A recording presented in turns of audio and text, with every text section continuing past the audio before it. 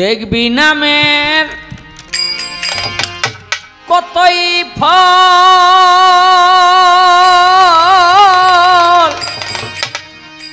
গুরুর নামে বিশ্বাস রেখে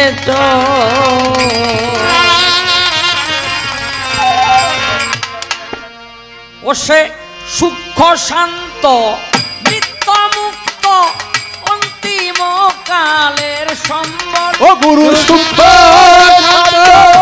নিত্য মুক্ত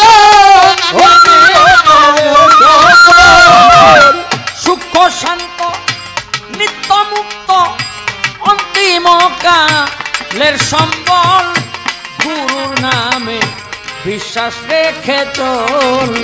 তোরা দেখবি নামে কতই ফল রে, দেখবি নামে কতই ফল, মুর্শিদ নামে বিশ্বাস রেখে চল।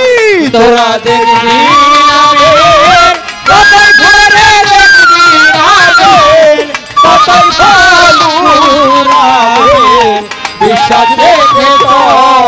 ও তোরা দেখবি নামের কতই ফল রে, দেখবি নামের কতই ফল, গুরুর নামে বিশ্বাস রেখে চল।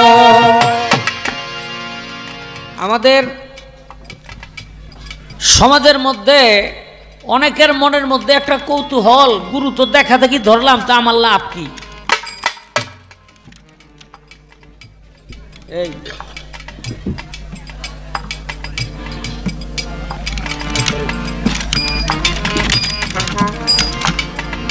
এরকম আছে না নাই? আছে না? কারণ গুরু ধরলে খালি গুরুরে দিতে হয়, খালি দিতে হয়। একেবারে ডিম মুরগি লাউ মূলা কলা এমন কিছু নাই যে হ্যাঁ না নেয়। এই সমস্ত দেখা কিছু কিছু মানুষ আছে, তারা মনে মনে চিন্তা করে ব্যাক লাভ তো গুরুর হয়, তাই আমার লাভটা কি?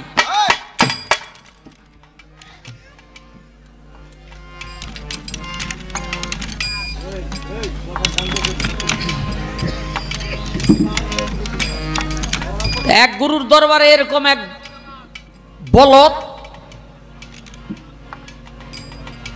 এই গিয়া জিজ্ঞাসা করতেছে, আচ্ছা বাবা, আপনার যে আমি ধরলাম এটা কেন ধরলাম? এই এখানে কি আছে? ও পানা লাইছে।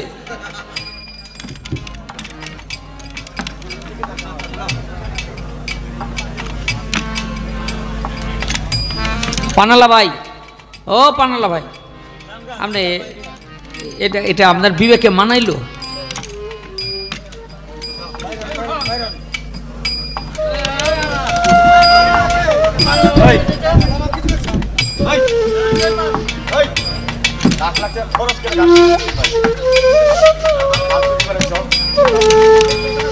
আজকে হয়েছে, আগামীকাল যেন না হয়।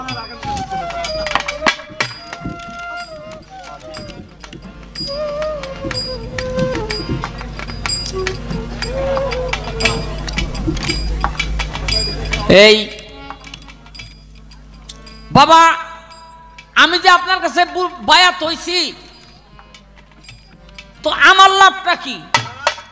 আপনারা তো একরে মুরগি ডিম আলু কলা মূলা পেঁপে ঝিঙ্গা কহি ধুন্দুল যা আছে ব্যাগ দিলা, এখানে গুরু কয় বাবা তোর যে লাভ কি এইটা তো আমি কইতাম না। কয় তাহলে বুঝছি। কয় কি বুঝলি? কয় আপনার হাত ছাইড়া দিলাম আমি জায়গা। কয় বাবা যাবি গা? কয় হ বাবা, আমার যেখানে কোনো লাভ নাই সেখানে আর থাইকা কি করব? এখন গুরু কয় বাবা যাবি গা, যখন আমার যাওয়ার আগে একটা শেষ কাজ কইরা দিয়া যা। কি কাম? এ আবার বিড়ি খায়, বিড়ি। একটু আগুন আইনা দে, আমি বিড়িটা ধরাই, আমি একটু বিড়িটা টানি আর তুইও যা। যাইতেছে তো আগুন গুরুর কথা শুই নাই, একটা মেজবাতি দৌড়ে গিয়ে দোকান থেকে আইনা কই এই যে লোন আপনি বিড়ি ধরান।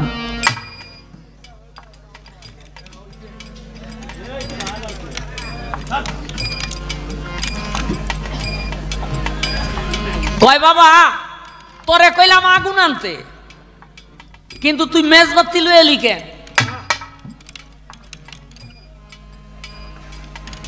ওই হেদারামে আবার দৌড়ে একটা মোমবাতি কিনা মেজবাতি দিয়া ওই মোমবাতি ধরাইয়া এরপর আইনা কয় যে বাবা আগুন।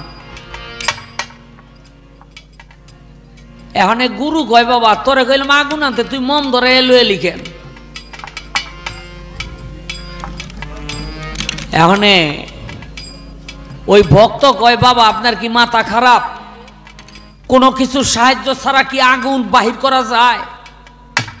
এটা কি আমি হাতের তাল্লায় হুদা আগুন আনতারু? গুরু কয় বাবা রে, যেমন কোনো কিছুর সাহায্য ছাড়া আগুন বাহির করা যায় না, তেমনি করে একজন কামেল মুর্শিদ ছাড়া কেউ আল্লাহ দেখার কোনো সুযোগ নাই। মানুষ এজন্যই পীর মুর্শিদের কাছে যায়। এখন কথাটা হইল আপনি যে আল্লাহ রে যে দেখবেন, আল্লাহ রে বাহির কইরা ফালাইবেন, এটা এই সম্ভব কিভাবে?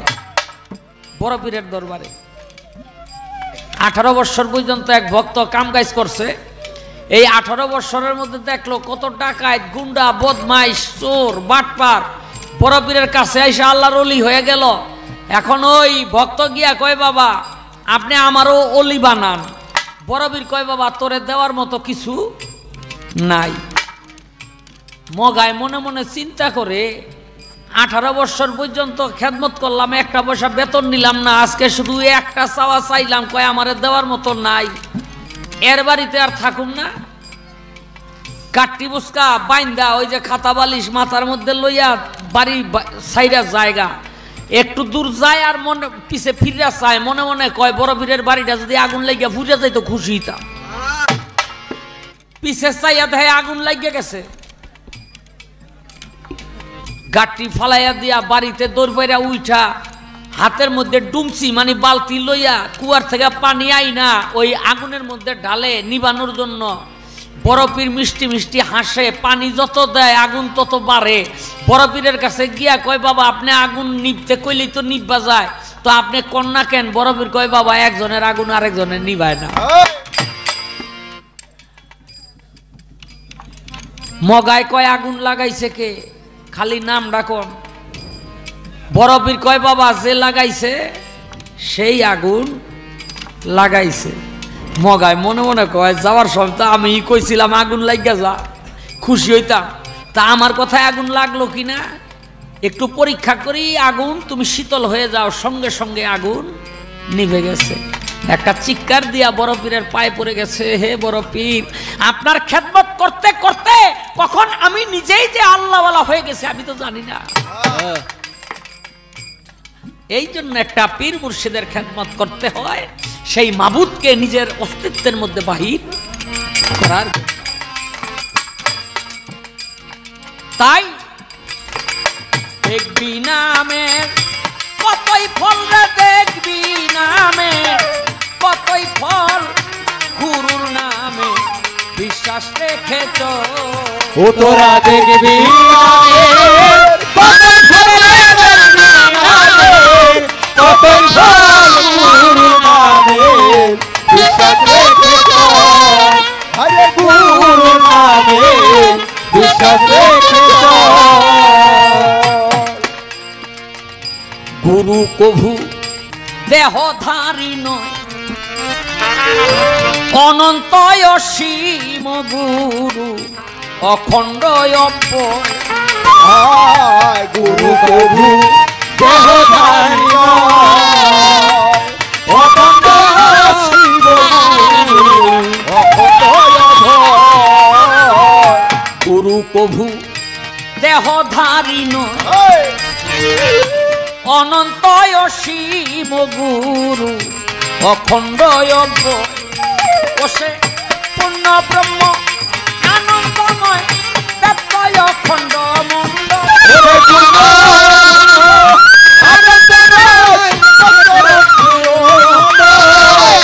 পূর্ণ ব্রহ্ম আনন্দময় ব্যত্যয় অখণ্ড মণ্ডল বিশ্বাস রেখে চল ওরে তোরা দেখবি কতই গুরু নামে বিশ্বাস রেখে চল ওরে গুরু নামে বিশ্বাস রেখে চল। মং তুমি ফিরে চাও যদি সবই তোমার গুরুমতি বিশ্বাস রেখো ঠিক আমার বন্ধু ফিরে যাও যদি সবই তোমার গুরুমতি বিশ্বাস রেখো ঠিক। মং তুমি ফিরে চাও যদি সবই তোমার গুরুমতি বিশ্বাস রেখো ঠিক গুরু কারণ কারণ পতিত পাবন এ বিশ্বকাল পরম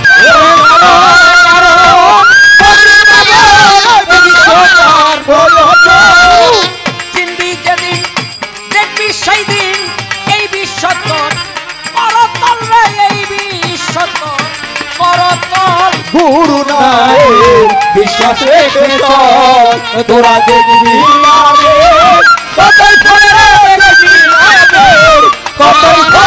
গুরু নামে বিশ্বাস রেখে চল গুরু নামে বিশ্বাস রেখে চল।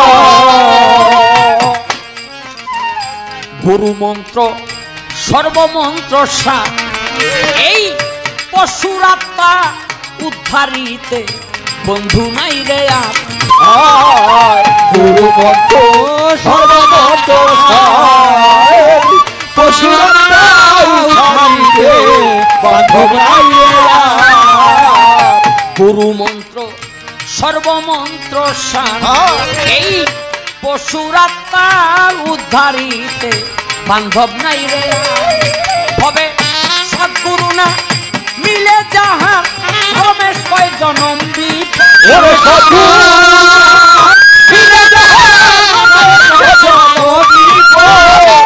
সদ্গুরু না মিলে যাহা রমেশ কয় জনম বিফল রে রমেশ কয় জনম বিফল গুরু নামে বিশ্বাস রেখে চল তোরা দেখবি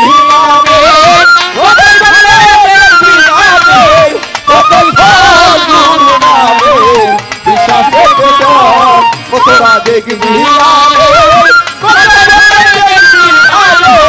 কতই গুরু নামে বিশ্বাস রেখে চল।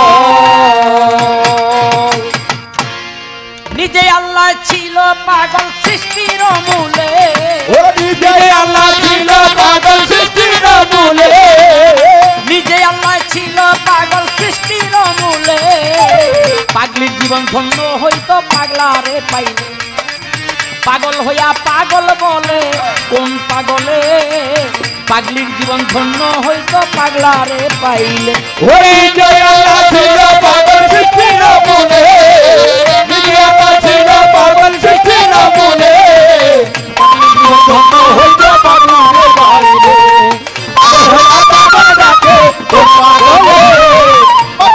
ধন্য হইতো পাগলের বাইরে।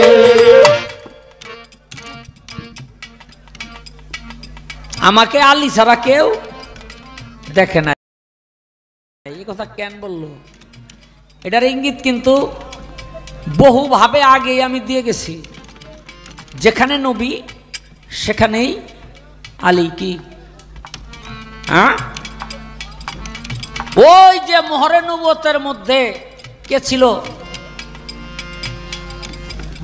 এবার আসেন আমার নবীর হাতে সর্বপ্রথম হাত দিয়া বায়াত হয়েছে কে পুরুষের মধ্যে কে হযরত আলী কারিমুল্লাহ অজহু বয়স ছিল কত মাত্র 13 বছর আল্লাহ পাক দরাক্ত একিনের ডালায় একটি ফুল, এই ফুলের ঘ্রাণে কুল মাখলুকাত যখন আকুল হয়ে গেল, আল্লাহ পাক বলে জিব্রাইল এই ফুলটা ছিঁড়ে তুমি দুনিয়ার মধ্যে নিয়ে যাও। বলে কি করব?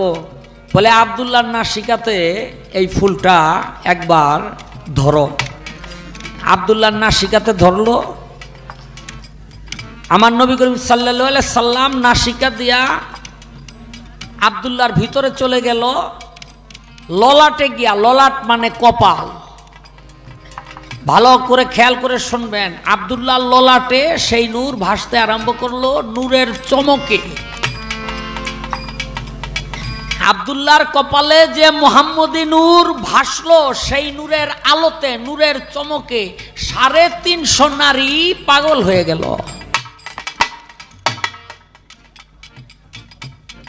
আরো গরম হইতেইব, পাগল হয়ে গেল। এই নফলং বাদশা, এই বাদশার মাইও পাগল হইল। ওই রাস্তা দিয়া যায়, আব্দুল্লাহ রে কয় আমারে বিয়া করবা? কয় আমি তো মদিনায় যাইতাছি, আসার পথে তোমার বিয়া করে লয়ে যাবো। যেই দোতলার ছাদের উপরে নফলং বাদশার মাইয়া, এর নামও আমেনা, এই যে বইছে, একটা মুহূর্তের জন্য ওই ছাদ থেকে নামে নাই। কোন দিন আব্দুল্লাহ আইবো আমার বিয়া করিয়া লয়ে যাব।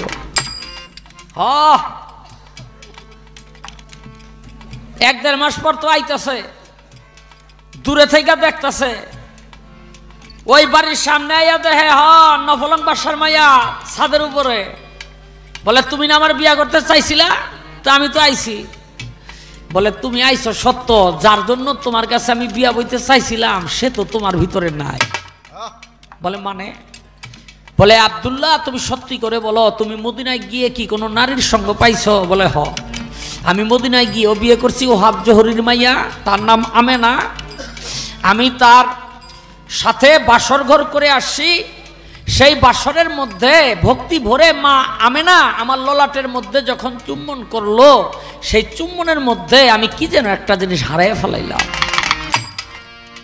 আমেনা করলো চুম্বন, এই ললাটের মধ্যে, কপালের মধ্যে মুহাম্মদী নূর কই গিয়া ঠাই নিল? মা আমেনার গর্বে। নফলং বাদশার মাইয়া কয় আব্দুল্লাহ রে, আমি তো তোর পাগল ছিলাম না, ছিলাম হইলে মুহাম্মদী নূরের পাগল। ওই মুহাম্মদী নূর তোর ললাটের মধ্যে ভাসছিল, আমি সেই নূরের পাগল ছিলাম। এখন আর সেই নূর তোর ভিতরে নাই, আর তোরে দিয়ে আমার কোনো দরকার নাই। ছাদের থেকে পইরা মারা গেল, শেষ। জিব্রাইল তো ফুলের হাকিকত আর বোঝে নাই, ওই ফুল ছুঁড়ে ফালাই দিল রাস্তায়, এক খেজুর গাছ তলায়। আবু তালেব ওই রাস্তা দিয়া যায়, দেখে চমৎকার একটা ফুল, নাকের মধ্যে নিয়ে খালি ঘেরান লয়, নাকের মধ্যে নিয়ে ঘেরান লয়। ফুলের মধ্যে যে হযরত আলী ছিল, এটা তো জিব্রাইল আর বোঝে নাই। আব্দুল্লাহর পেশানিতে চলে গেল, আবু তালেবের পেশানিতে চলে গেল হযরত আলী করিমুল্লাহ ওয়াজহু। কোথায় ছিল? একই ফুলের মধ্যে দুইজন ছিল, দুইজন না 5 জন ছিল একই ফুলের মধ্যে। আবু তালিব সর্বমোট 3 বার সেই ফুলের ঘ্রাণ নিয়েছিল। এই জন্য আবু তালিবের বংশে আসলো হযরত আলী, ইমাম হাসান, ইমাম হোসেন। আব্দুল্লাহ 2 বার ঘ্রাণ নিয়েছিল, এই জন্য আসলো আমার নবী করিম সাল্লাল্লাহু আলাইহি সাল্লাম এবং মা ফাতেমা। এবার সেই মুহাম্মদী নূর অবস্থায় 5 জন একসাথে, মোহরে নবুয়তের মধ্যে 5 জন একসাথে, দরাক্ত ইয়াকিনের বিচে যে ফুল, সেই ফুলের মধ্যে 5 জন একসাথে। আবার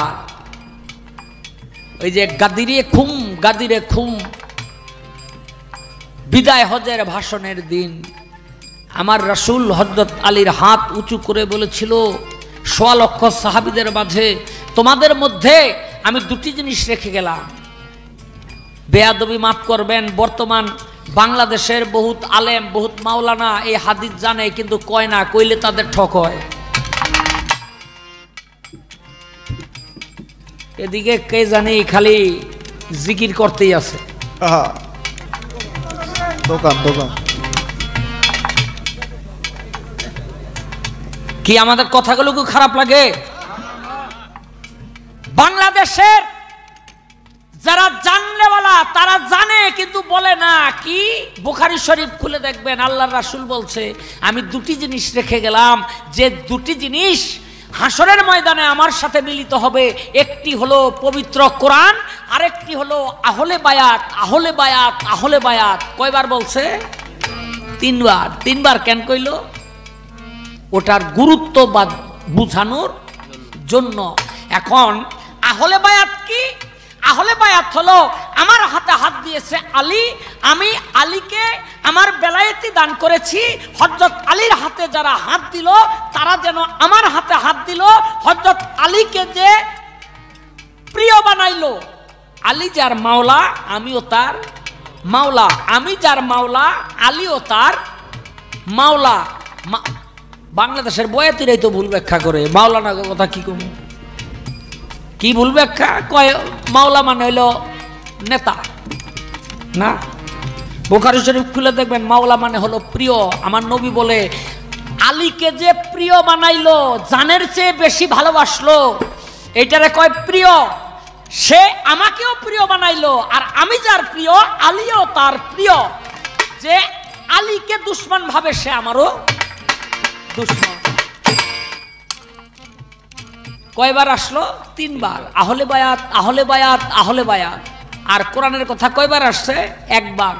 আমার রাসূল বলছে এই দুটি জিনিস যে আঁকড়ায় ধরবে সে পৃথিবীতে কখনো বিপদগামী হবে না। বাংলাদেশের বহু বুদ্ধ আছে, ইসলামী চিন্তাবিদ আছে, তারা বলে বায়াতের কোনো দরকার নাই, বায়াত কোনো ইসলামের মধ্যে নাই। বলে কিনা? হ্যাঁ। আচ্ছা, আমি যে তাইলে এই হাদিসগুলি কইতাছি, আমি কি মিথ্যা কথা কইতাছি?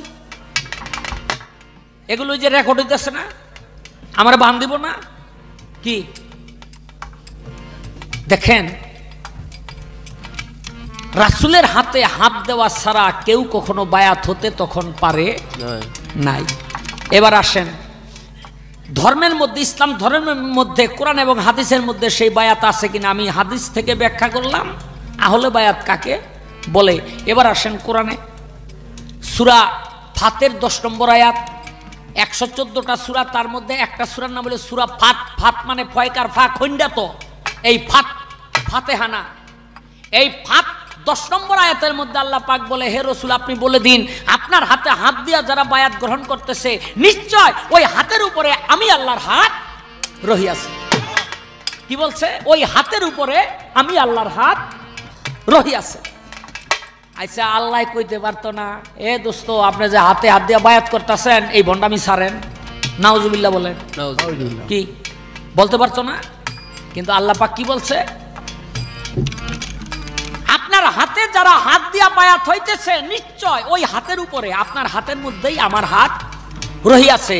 অর্থাৎ আপনার হাতে হাত দিয়া যারা বায়াত গ্রহণ করলো তারা যেন আমি আল্লাহর হাতে হাত দিয়া বায়াত গ্রহণ করলো।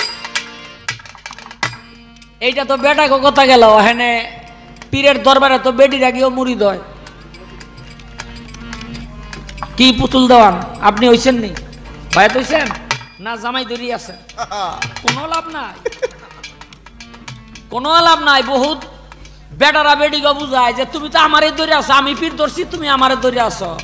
না, আপনি পীরের উপযুক্ত না। যদি পীরের উপযুক্ত হন আপনার মুর্শিদ আপনাকে খেলাফতি দিবে। কি? আপনি যখন ঘরের সন্ধ্যাবেলা ঘুমাইতে যান, রাতের বেলা ঘুমাইতে যান, তখন হাত পাও ধোন। হাত কি একটা ধোন, পাও কি একটা ধোন না দোনোটা ধোন? হ্যাঁ, দোনোটা ধোন না। আমার ছোট বলার মতো কইরেন না। পাও না দুইয়াই হই ছোট গেলে আর কি। তোর মাই কয় পাও দুইয়া শো, পাও দুইয়া শো, কয় আম্মু নীতি নীতি পাও না দুইয়া মাসে কানি হুই, 1 মাস পর চাদর দিয়া লাই।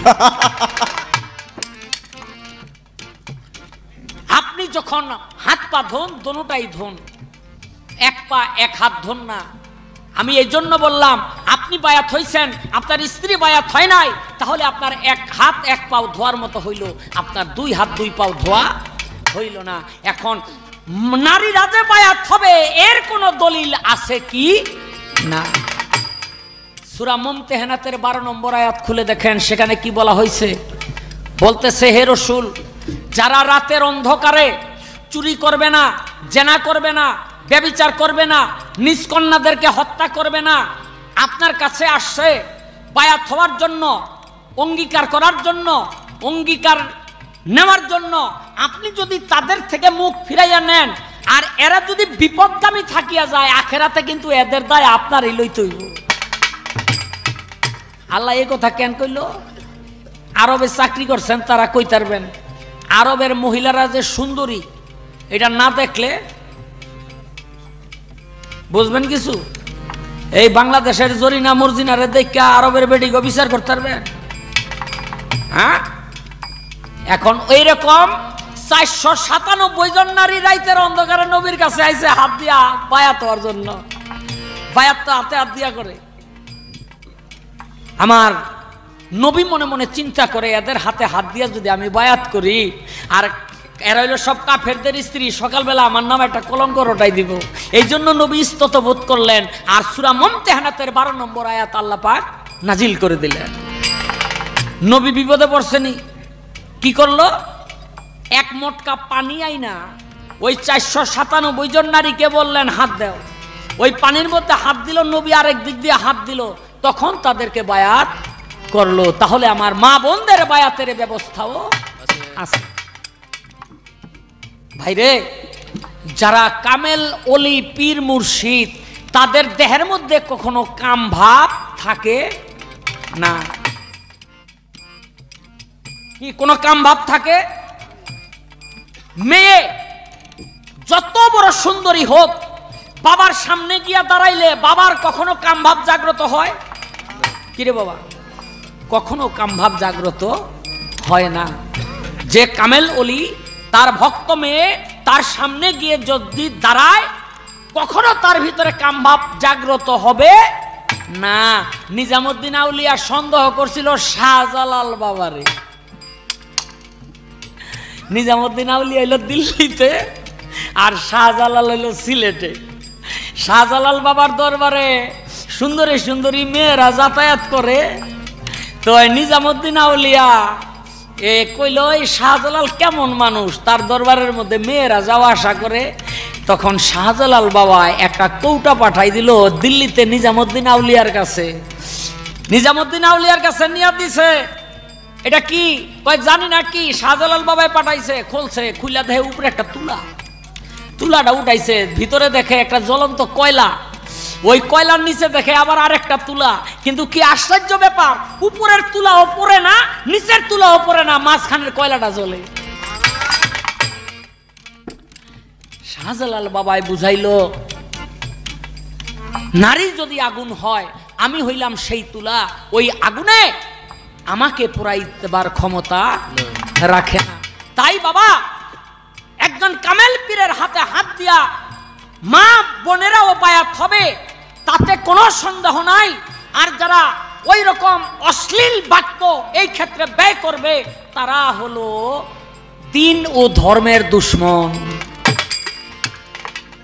তারা হলো দিন এবং ধর্মের দুশ্মন। হ্যাঁ, একটা কথা বলা যেতে পারে, এই সমস্ত আয়াত দিয়া কিছু কিছু মানুষ একটা এই ফায়দা লুটার চেষ্টা করতেছে, সেটা সব ক্ষেত্রেই আছে। একটা দুইটা জিনিস দিয়া সবার বিচার করা যাবে না। নিজে আল্লাহ ছিল পাগল চিঠির মূলে, নিজে আল্লাহ ছিল পাগল চিঠির মূলে, পাগল জীবন ধন্য হইতে পাগলিরে পাইলে, পাগল হইয়া পাগল ডাকে কোন পাগলে, পাগল জীবন ধন্য হইতে পাগলিরে পাইলে। তাইলে হযরত আলী ওই নবীরে চিনছে। আরেকটা চিনার কথা কই, কি আপনারা আবার সকালবেলা তো কইবেন না শাহ আলম সরকার এই খালি কথা কইছে, কে কথা কইবেন? আমি কি কই এটা খালি একটু বিচার করবেন। আমার নবী মক্কা ছেড়ে মদিনায় হিজরত করবে, একটা ঘরের মধ্যে আলীকে নিয়ে বসা। আমার নবীরে কাফেররাও আলামিন কইতো। কেন? আলামিন শব্দের অর্থ বিশ্বাসী। এই কাফেররাও নবীরে বিশ্বাস কইরা, এখন মনে করেন গ্রামে গ্রামে ব্যাংক, যার যার বাড়িতে টাকা রাখার সিন্ধুক, আগে তো এত কিছু ছিল না। নবীর কাছে না জমা রাখতো, ইয়া রাসূলুল্লাহ আপনি তো আলামিন, এটা আপনার কাছে জমা রাখলাম, সময় মতো নিমু। নবী সব ওগুলি বাইন্দা বাইন্দা বাইন্দা বাইন্দা থুয়া দিত, যার যারটা যে আইয়া চাইতো তারে দিত। এরকম অনেক জিনিস তার কাছে গচ্ছিত ছিল। হযরত আলী রে কয়, এই যে এগুলি তোমার কাছে দিয়ে গেলাম, এই ডৌমুকের এই ডৌমুকের ওই ডৌমুকের, আমি যাওয়ার পরে সবারটা বুঝাইয়া দিয়া তোমার সাথে আমার দেখা হবে। কোথায়? মদিনায়। কোথায় দেখা হবে? মদিনায়। এই কথা কইয়া দরজা খুইলা এক মোট ধুলা আল্লাহর রসুল হাতের মধ্যে নিয়ে সূরা ইয়াসিন কইরা ধুলার মধ্যে ফু দিয়া ছুঁড়ে মারলেন। আর ঘরের চতুর্দিক দিয়ে আবু জেহেলের সেনারা ছিল পাহারায়, নবীকে হত্যা করবে। চোখে মুখে গিয়া লাগলো, এগো সামনে দিয়াই নবী হাইটা গেল, কেউ দেখে না, কেউই দেখলো না। হযরত আলী কয়, 13 বছর বয়সে আমি নবীর হাতে হাত দিয়া বায়াত হইছি। যেদিন নবীর হাতে হাত দিয়ে আমি বায়াত হইয়া ইসলাম কবুল করছি, সেদিন থেকে আজ পর্যন্ত রাতের বেলা কি দিনের বেলা নিশ্চিন্ত ভাবে বিছানার মধ্যে পিঠ লাগাই আমি একটু ঘুমাইতে পারি নাই। কেন? কাফেররা কখন আইসে আমারে হত্যা করে। আজকে নবী আমারে যাওয়ার সময় কইয়া গেছে, মদিনা তার সাথে গিয়ে আমি মিলন করু। মাবুদ রে, ওই মদিনায় গিয়া মিলন না করা পর্যন্ত পৃথিবীর কোন ক্ষমতা নাই আমারে হত্যা করে। আজকে আমি একটু ঘুমাইয়া লই। পায়ে মাথায় চাদর দিয়া ঘরের মধ্যে নিশ্চিন্তে ঘুমাইয়া পড়লো। কেউ আমাকে আর মারতে পারবে না, আমার ভয় গেছে না। নবীর বাক্য কখনো মিথ্যা হয় না। কাফেররা ঘরের মধ্যে ঢুকছে, বোঝে নাই নবী যে চলে গেছে। হযরত আলীকে নবী মনে করে হত্যা করবে। মুখের কাপড় উঠে দেখে আলী। আরে আলী তুই? নবী কয় তোমাকে সামনে দিয়েইতে গেল। আলী মিথ্যে কথা বলে না, সামনে দিয়ে গেল। কই গেছে? আমার কাছে কইয়া গেছে মদিনায় যাইব। কোন রাস্তায় যাইব এটা তো কই নাই। মিথ্যা কথা কইব? মিথ্যা কয় নাই। নবী কই গেল? হাঁটতে হাঁটতে গেছে আবু বকর সিদ্দিকের বাড়ি, খুব একটা দূরে না। আবু বকর সিদ্দিকের বাড়িতে গিয়া দরজার সামনে গিয়া ডাক দিছে, আবু বকর সিদ্দিক। আবু বকর সিদ্দিক কই, ইয়া রাসূলুল্লাহ চলেন। বলে, আবু বকর রে, আজকে যে আমি মক্কা ছেড়ে যাব আমি তো কোনোদিন তোরে কই নাই। কে কইলো আমি যে আজকে যামু? আবু বকর সিদ্দিক কই, ইয়া রাসূলুল্লাহ আজ থেকে 6 মাস আগে আপনি একটা মজলিসের মধ্যে বলেছিলেন পৃথিবীর সমস্ত রসুল নবীরা পয়গম্বররা হিজরত করছে। ইয়া রাসূলুল্লাহ কসম আমার মাবুদের, যেদিন আপনার মুখে এই কথা আমি শুনছি সেদিন থেকে আজ পর্যন্ত রাতের বেলা আমি পিঠ ঠেকাই না। কেন? এক ডাকে যদি আমি সারা দিতে না পারি, আমি আখেরাতে মুখ দেখাবো কেমনে?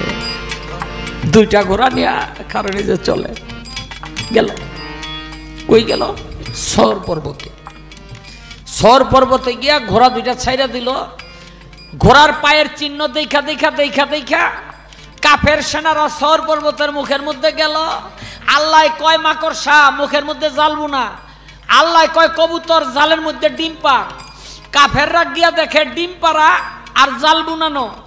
একজনে কয় এটার মধ্যে ঢুকছে, যেহেতু আর পায়ের চিহ্ন পাওয়া যায় না। আরেকজনে কয় বেটা এর মধ্যে কোনো মানুষ ঢুকলে এই মাকড়সার জালও থাকতো না আর কবুতরের ডিমও থাকতো না, চল আমরা অন্যদিকে খুঁজি। পাহাড়ের উপরে গিয়া উঠছে। হযরত আবু বকর সিদ্দিক কয়, ইয়া রাসূলুল্লাহ উপর দিকে তাকায় দেখেন কাফেরদের পাও দেখা যায়, আপনি আর আমরা 2 জন, তো আমরা তো এদের সাথে পারবো না। আমার রাসূল হযরত আবু বকর সিদ্দিককে সেদিন বলছিল, আবু বকর সিদ্দিক আমাগো লগে আরেকজন আছে, তুমি দেখো নাই? আমরা হইলাম 3 জন। আবু বকর সিদ্দিক কই, ইয়া রাসূলুল্লাহ আমরা 2 জন, আমার নবী কয় 3 জন। পুতুল দেওয়ান আপনার কাছে আমার একটু জিজ্ঞাসা, আমি একটু জানতে চাই তারা 2 জন। আবু বকর সিদ্দিকের কথা ঠিক, আর নবী যে কইল 3 জন এইটাও ঠিক। এই 2 রকম কথা ঠিক হয় কেমনে? আচ্ছা এবার কোন তো, এই যে হযরত আলী পায়ে মাথায় চাদর দিয়া শুয়া পড়ল কেন? নবীর বাক্য কোনোদিন বৃথা যায় না, এই বিশ্বাস আরব জাহানের মধ্যে আর কারো ভিতরে ছিল? কারো ভিতরে ছিল না। এই জন্যই হযরত আলীর হাত উঁচু করে বলেছিল, আমি যার মাওলা আলী তার মাওলা, আলী যার মাওলা আমিও তার মাওলা। আমার নবী বলেছে, তোমরা যদি কেউ আমাকে পাইতে চাও তাহলে হযরত আলীর দরজা দিয়ে আসো। আমি যদি জ্ঞানের শহর হই, হযরত আলী হলো সেই শহরের দরজা। হযরত আলীর দরজা দিয়া ঢুকবা, হযরত আলীর দরজা দিয়া বাইর হইবা। আলীর দরজা ছাড়া যদি কেউ আমাকে সন্ধান করতে চাও, তাদের সন্ধান করাই বৃথা, আমাকে তোমরা কেউ পাইবা না। কিরে 40 বছর পর্যন্ত, আরে 40 বছর পর্যন্ত অলিয়া উলিয়া লবণের কথা কি কইতাম? আপনারা চোখের পানি কোনোদিন জিহ্বায় লাগাই দেখছেন কি? এটা নুনতা না মিঠা লাগে? নুনতা লাগে। নুনতা লাগে কেন? এই চোখের পানির মধ্যে লবণ আছে। ও ভাই, যারা প্রকৃতপক্ষে আল্লাহর ওলি, তারা মাবুদের বিরহে, মাবুদের বিচ্ছেদে তাদের চোখের পানি সব সময় ঝরতে থাকে। হযরত শেখ ফরিদ মায় কয়, বাবা তুই ইবাদত বন্দেগী যাই করস, এইতে তুই তোর মাবুদকে পাবি না। নির্জনে গিয়া তোর ইবাদত করতে হইব। কই? জঙ্গলে যা। 2টা রুটি বানাই দিল, জঙ্গলে গেল, 12 বছর থাইকে আইছে। কয় মা 12 বছর ইবাদত করছি। কি ইবাদত করছ? কয় এই যে তার বড় প্রমাণ হলো 2টা রুটি যে 12 বছর আগে বানাই দিছিলা, এই রুটি 2টা খালি বাইর করছি আর কইছি আগামীকাল খামু, 12 বছরও খাই নাই। শেখ ফরিদের মায় কয়, বাবা কোন মিথ্যাবাদীর ইবাদত কবুল হয় না। হয় আবার যা। আবার গেছে, 12 বছর পড়াইছে। কয় মা 12 বছর আবার ইবাদত করে আইছি। মায় কয় কি ইবাদত করছ? কয় রুটি রাস্তায় হালাই দিছি। এইবার মিথ্যা কথা কই নাই, নফসেরও কষ্ট দেই নাই, গাছের লতা পাতা খাইছি। মায় থাপা দিয়া চুলগুলির মধ্যে দইরা কয় তো ল ঘরে ল। এমন জোরে ধরছে শেখ ফরিদ ব্যথা পায়। মায় শেখ ফরিদ কয়, মা তুমি আমারে ছাড়ো, আমি তো ব্যথা পাই। কয় চুলে ধরলে ব্যথা পাস? কয় হ। কয় তোর চুলে ধরলে যখন ব্যথা পাস, গাছের লতা পাতা শীর্ষত গাছে ব্যথা পায় নাই। কাউকে ব্যথা দিয়া কি বন্দেগী হয়? ঘরে আর গেল না, আবার গেল জঙ্গলের মধ্যে। এই পাও 2টা গাছের ডালার মধ্যে বাইন্দা, মাথাটা নিচের দিকে দিয়া 12 বছর পর্যন্ত ইবাদত করে। একদিন বাকি, একটা কাক আইসা বলে, শেখ ফরিদরে আমি খুব ক্ষুধার্ত, আমারে খাইতে দে। যদি আমারে খাইতে না দেস, আমি আখেরাতে মাবুদের দরবারে তোর নামে বিচার দিব। শেখ ফরিদ কয়, আমার গা ভরা মাংস খা। কাক কয় একটা ঠোকর দিয়া চিকেট দিয়ে উঠলো যে বাটপারি করার জায়গা আর পাস না। তোর গায়ের মধ্যে না খাইয়া থাকতে থাকতে এক ফোঁটা মাংস নাই, আর তুই আমার কাছে মাংস খাইতে। শেখ ফরিদ কয়, তাহলে আমি কি খেতে দিব? বলে তোর কাছে 2টা জিনিস এখনো খাওয়ার মতো আছে, সেটা হলো 2টা চোখ। শেখ ফরিদ 2টা চোখের পানি ছেড়ে দিয়ে বলে, কাকরে এই চোখ 2টা আমি রাখছি আমার মাবুদরে দেখার জন্য। তুই ফিরে গেলে আমার মাবুদের দরবারে নালিশ করবি, আমার একটা চোখ খা, আর একটা চোখ আমার মাবুদকে দেখার জন্য রাইখা দিস। কাকে কয়, পরীক্ষায় তুই পাশ করছ।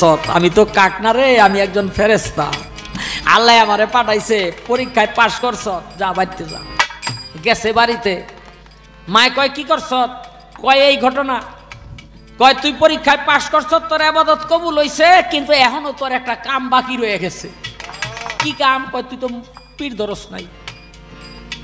বন্দেগী ঠিকই করছ, বেলায়েত লাভ করছ, কিন্তু এখনো তোর সেই সংযোগ নেওয়া হয় নাই। এই যে কারেন্টের ট্রান্সফরমার দেখেন লাগাইলে ওইটার মধ্যে মেন তারের মধ্যে ওইটার সংযোগ লয়, কি লয় না? তো হেইটা করস তাই। কয় এখন হেইটা পামু কই? কয় নদীর ওই পারে একজন আছে, নাম হইল বোয়ালি কলন্দার, যা নদীর পারে গিয়া শেখ ফরিদ দাঁড়াইছে, নৌকা নাও তো নাই, পার হইব কেমনি, একটা কাগজের টুকরা পড়ে রয়েছে, ফু দিয়া একটা নৌকা বানাইয়া কয় ওই পার যা। নদীর মাঝখানে গেছে, বোয়ালি কলমদার নদীর ওই পার থেকে চাইয়া দেহে একটা কাগজের টুকরা নৌকা বানাইয়া আমার বাড়িতে আহে, আমার কাছে বায়াত হওয়ার জন্য। এর তো আমি বায়াত করতে পারবো না, আমার চেয়ে বেশি কামে। ও যেন আমার বাড়িতে না আইতে পারে, এই নদী তুফান উঠাইতে, এখানে নৌকা খালি ঘুরে ডুববা যায় কখন জানি। শেখ ফরিদ কয় এই কাম করলো কে? বোয়ালি কলমদার জানালা দিয়া মাথা বাইর করে অনেক খিলখিল করে হাসে। শেখ ফরিদ কয় যদি উনি এই কাম কইরা থাকে, তার মাথার মধ্যে যেন শিং হয়ে যায়, এই মাথা যেন ভিতরে নিতে না পারে। এখন শিং হয়ে গেছে, মাথার ঘরের ভিতরে নিতে পারে না। বোয়ালি কলমদার কয় এই তো এই কাম করছে। এখন কয় তুফান থাইমা যা। শেখ ফরিদ কয় সিংহ উড়িয়া যা। সিংহ উড়ছে, তুফানও থামছে, গেছে। বোয়ালি কলমদার কয় বাবা, তোমারে বায়াত করার মতো ক্ষমতা আমার নাই, তোমার যে পাওয়ার, এই পাওয়ার সহ্য করার মতো ক্ষমতা আমার নাই। তোমার একজনে বায়াত করতে পারে, যার নাম কুতুবউদ্দিন বখতিয়ার। গেল কুতুবউদ্দিন বখতিয়ার কাকির কাছে। কুতুবউদ্দিন বখতিয়ার কাকি কি কয়, মুড়ি দইতাইছ? কয় হ। কত একটা কবর বানা। কি বানাইছে? কবর। কবর কবর বানাইছে কবর। বলে এইবার কবরের মধ্যে শুয়ে থাক। শুইছে কবরের মধ্যে কয় বছর? 4 বছর। 4 বছর পর্যন্ত এই কবরের মধ্যে ওই শেখ ফরিদকে শোয়া রাখলো কুতুবউদ্দিন বখতিয়ার কাকি। তারপরে তাকে বায়াত করলো। এদিকে 36 আর এদিকে হইল 4। কত হইল? 40। এই 40 বছর পর্যন্ত ওই নোনা জল চোখ থেকে খালি ঝরছে। মাহবুবকে পাওয়া, এজন্য সাধক বলছে কম সাধনায় কে কোথায় পায়, প্রেম সুধা অমূল্য রতন, প্রেমিক হলে চিনতে পারে সূক্ষ্ম প্রেমের মূল মহাজন। কম সাধনায় কখনো বেশি জিনিস পাওয়া যায় না। এই পুতুল দেওয়ান সাহেবা, আপনি আমাকে একটা প্রশ্নের জবাব করবেন। একদিন আমার নবী আয়েশার ঘরে গেছে, আয়েশারে সামনে পড়ছে। আয়েশা, নবী আমার আয়েশারে কয় এই তুমি কে? কয় আমি আয়েশা। আনা আয়েশা। নবী কয় আয়েশাকে? কয় আয়েশা হইল আবু বকর সিদ্দিকের মেয়ে। কয় আবু বকর সিদ্দিককে? কয় আবু বকর সিদ্দিক হইল রসুলের সাহাবী। তো রসুলকে? আয়েশা কয় হ্যাঁ। কয় কি? হ্যাঁ তো হ্যাঁ নিজেরই চিনে না, আমারে চিনে না, আবু বকর সিদ্দিকরে চিনে না। হ্যাঁ রসুলের সাহাবী, সেই রসুলরেও চিনে না। পুতুল দেওয়ান, আমি জানতে চাই আমার নবী নিজেরও চিনে না এই দিনটা কোন দিন ছিল এবং কেন হয়েছিল। আল্লাহ ছিল পাগল শিশির বলে, নিজে আল্লাহ ছিল পাগল শিশির বলে, পাগলার জীবন ধন্য হইতো পাগলিরে পাইলে, পাগল হইয়া পাগল ডাকে কোন পাগলে, পাগলার জীবন ধন্য হইতো পাগলিরে পাইলে। ও পার হতে যারা সাথে এসেছিল তারা, একে একে চলে গেল যে যার বাটে। ও আমি একলা বসে আছি ঘাট, ও আমি একলা বসে আছি ঘাট, ও আমি একলা বসে আছি ঘাটে, ও আমি একলা বসে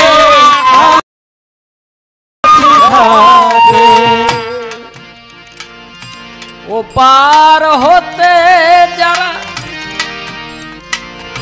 সাথে এসেছিল তারা, চলে গেল যে যার বাটে। একলা বসে আছি ঘাটে, ও আমি একলা বসে আছি ঘাটে, ও আমি একলা বসে আছি ঘাটে, ও আমি একলা বসে আছি ঘাটে। আমিও চেনা পথি পাই না পথ খুঁজে, ও আমি চেনা পথি পাই না পথ খুঁজে। কোথা হতে এসেছি যে আসে না বুঝে, কোথা হতে এসেছি যে আসে না বুঝে। আমিও চেনা পথি পাই না পথ খুঁজে, কোথা হতে এসেছি যে আসে না বুঝে। ক্লান্ত রবির ছায়ায় ধরণীর ধুলির মায়ায়, ক্লান্ত রবির মায়ায়, ধরণীর ধুলির মায়ায়। ক্লান্ত রবির ছায়ায় ধরণীর ধুলির মায়ায় ব্যাকুল প্রহর শুধু কাটে, ও আমি একলা বসে আছি ঘাটে, ও আমি একলা বসে আছি ঘাটে, ও আমি একলা বসে আছি ঘাটে, ও আমি একলা বসে আছি ঘাটে।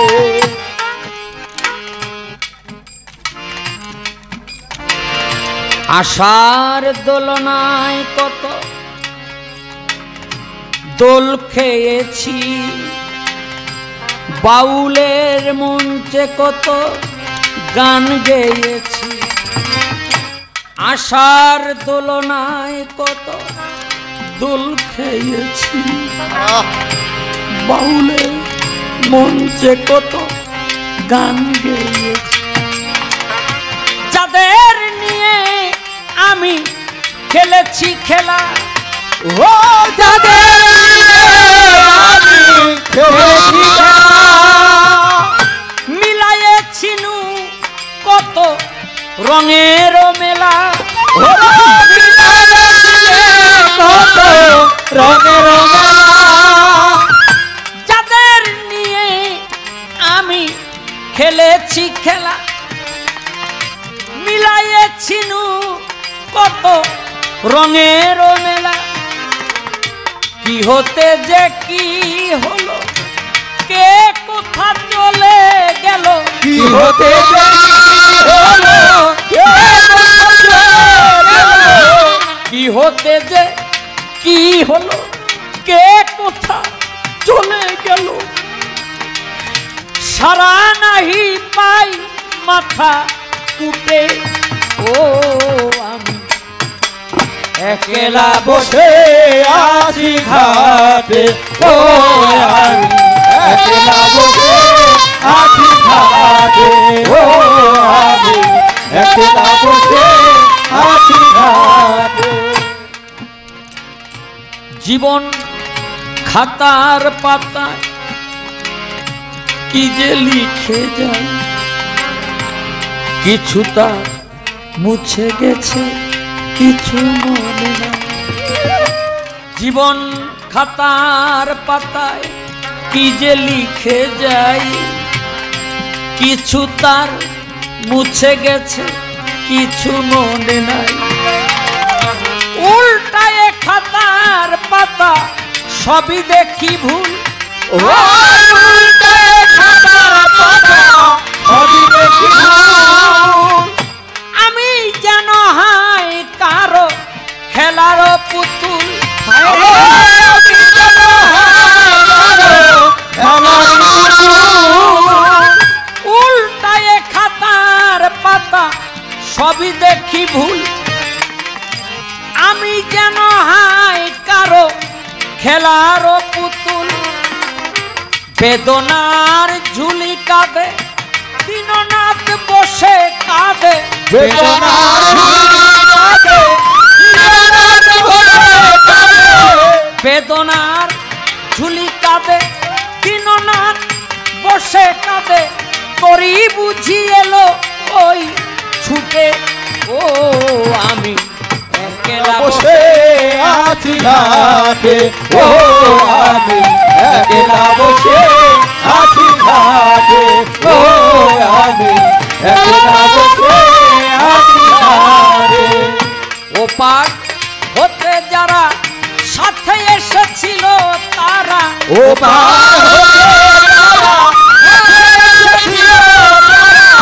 ওপার হতে যারা সাথে এসেছিল তারা চলে গেল যে যার বাটে ও আমি একলা বসে আছি ঘাটে ও আমি একলা বসে আছি ঘাটে ও আমি একলা বসে আছি ঘাটে